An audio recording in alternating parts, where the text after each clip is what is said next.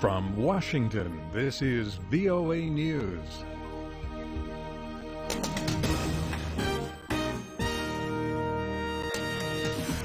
I'm David DeForest reporting. The International Organization for Migration says more than 10,000 Iraqis have been displaced since the start of an operation to retake the city of Mosul from Islamic State militants.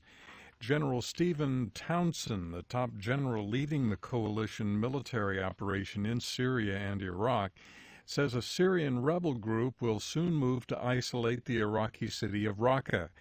That rebel group includes a significant number of Kurdish YPG fighters, something that is sure to anger key U.S. ally Turkey. But Townsend says the group is the only force capable of moving quickly toward the city. Townsend said coalition intelligence shows Raqqa is the center of IS planning for external attacks. We actually aren't sure how pressing it is, and that's what's worrying. So we're not sure. We know they're up to something. And it's an external plot. We don't know exactly where. We don't know exactly when. Townsend spoke to reporters at the Pentagon via teleconference Wednesday. French authorities Wednesday declared the squalid refugee camp known as the Jungle empty. Large parts of the camp near Calais went up in flames Wednesday as migrants set fire to shelters before being forced to leave. French authorities conducted the operation to clear what has become a symbol of Europe's refugee crisis and resettle migrants who had lived in dire conditions in the camp. French authorities say about 4,000 people have been transported to reception centers across France. Officials say militants have seized their first big town in the Puntland region of Somalia. Extremists supporting the Islamic State group moved into the Red Sea town of Kandala without any confrontations. Officials from the Puntland government have left the town. This is VOA News. The Russian embassy in Madrid said Wednesday Russia has withdrawn its request for Spain to refuel warships expected to take part in an air operation in Syria. Britain had expressed concern that NATO ally Spain was considering refueling the Russian ships. NATO Secretary General Jens Stoltenberg says the alliance will have to give a response to Russia's aggressive actions around the world. NATO does not seek confrontation with Russia. We don't want a new Cold War and we don't want a new arms race. And therefore what NATO does is defensive and it is proportionate. At the same time, NATO has to react when we, over a long period of time, have seen a substantial military buildup by Russia.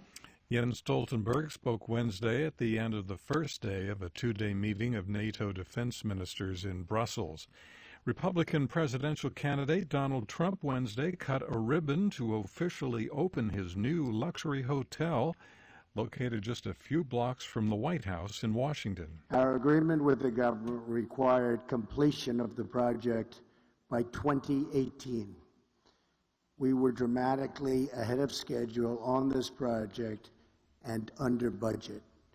We turned a property that had been neglected for decades and which was losing huge sums of money for the federal government into a major revenue producer and job creator.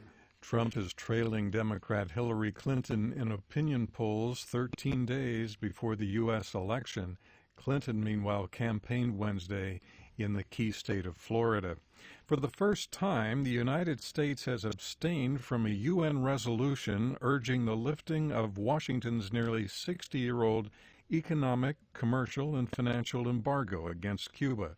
Margaret Bashir has more. It is an annual exercise that the UN General Assembly has taken up for the past quarter century, urging the United States to end its Cold War economic blockade on Cuba. Last year, only the U.S. and Israel voted against the measure. With the process of normalizing relations between the two countries underway for nearly 2 years now, this year saw a slight but significant shift in the U.S. position. Cuba's Foreign Minister Bruno Rodriguez Parilla welcomed the abstention, saying it is a positive step for the future of relations between the two countries, but that the U.S. needs to fully lift the blockade.